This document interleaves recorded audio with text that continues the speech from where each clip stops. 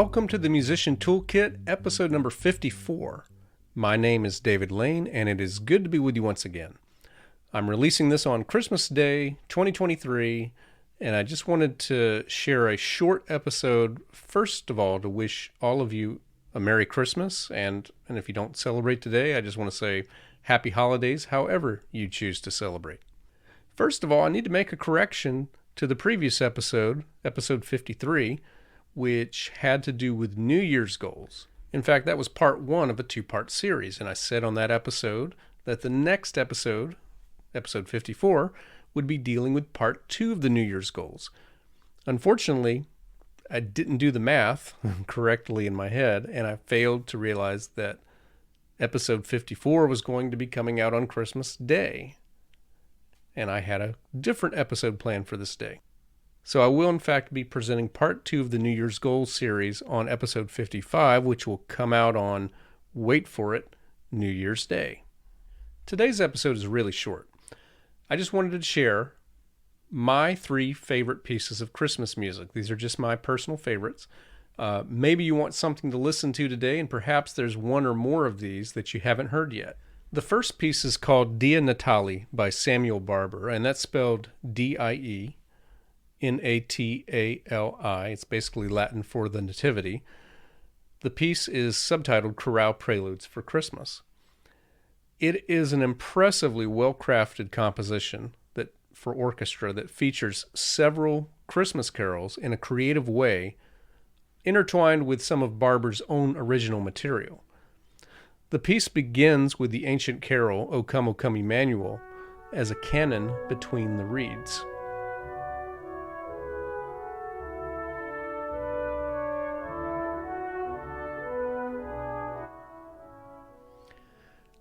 It then transitions to a stately version of Lo, How a Rose Ere Blooming, with an open quartal-based harmony that Barber uses throughout.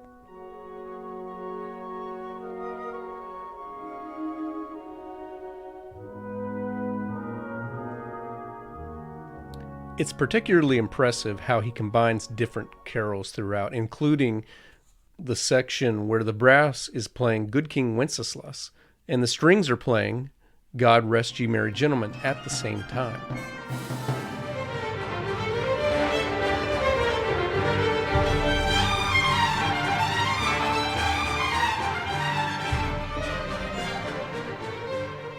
There's a section where Silent Night is played in slow 7/8 time, where seemingly random phrases of that melody just weave in and out among the strings.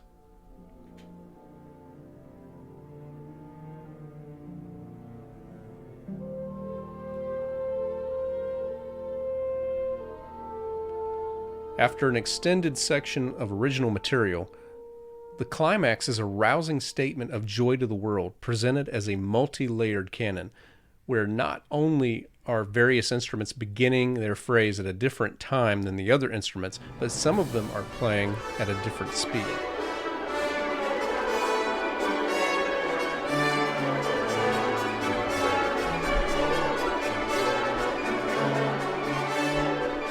This is a composition that is really good for serious score study.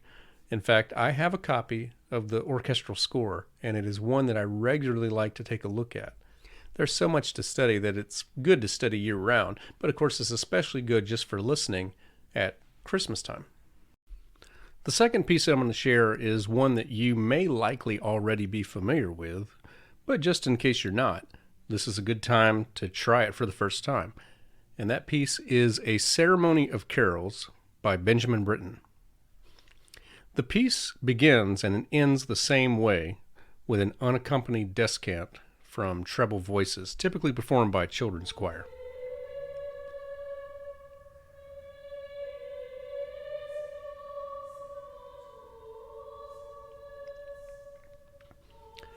The entire collection of carols is performed, once again, by children's chorus, and also accompanied by a solo harp. The pieces range from joyful, such as the tune called Welcome Yo,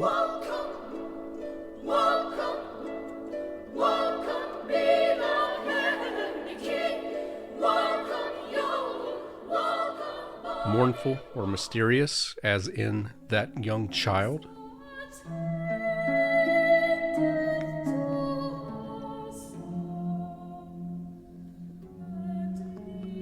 The wonderful back and forth alternating major and minor triads as found in Balulalo.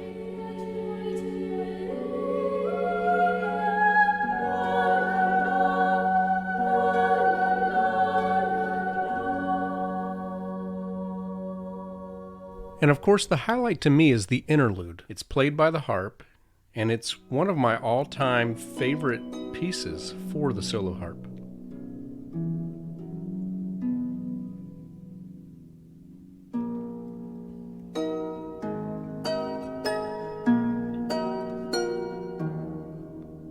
So that is A Ceremony of Carols by Benjamin Britten.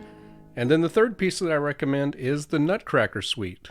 No, I don't mean the original one by Tchaikovsky, although that is certainly a classic for a reason.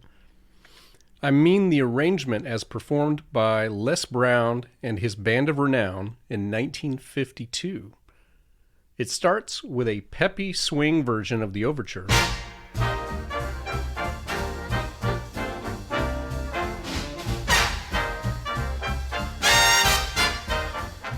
Then it shifts to the march, which starts like normal before it goes into a medium swing.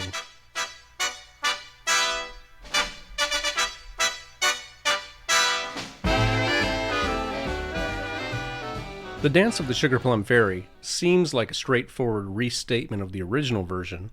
The only clues that it's not pure Tchaikovsky is in the instrumentation.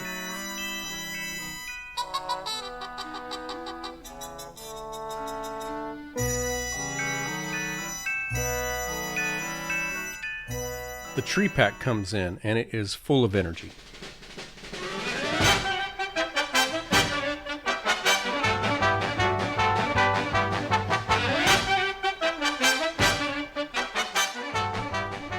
Then comes a fun and rather bombastic version of the Arabian Dance.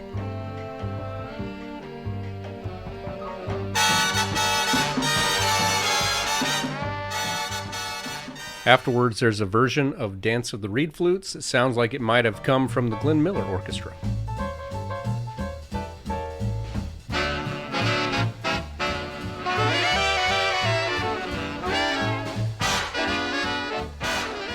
Finally, my favorite part is the Waltz of the Flowers. It's only a waltz for 2 measures, and then it's off to the races with the most energetic swing section of the entire suite.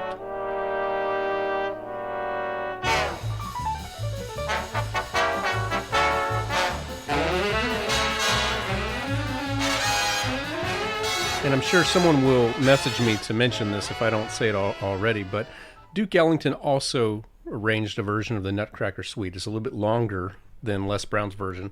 I personally, I love Duke Ellington's music quite a bit, but his version of the Nutcracker Suite to me isn't quite as satisfying as Les Brown's. But, that's just my personal taste. I would recommend you try both of them out. Well, anyways, that's it. Just a short episode today. You can find those pieces just about anywhere streaming to hear the full versions. I hope that you'll listen and enjoy all of them. So, once again, this is just a super short episode for Christmas Day. I want to wish all of you a Merry Christmas, a Happy Holidays, and a Happy New Year. Thank you for supporting the first full year of the Musician Toolkit. I look forward to 2024, and I will be back with part 2 of the New Year's Goals series next week. So once again, thank you for listening.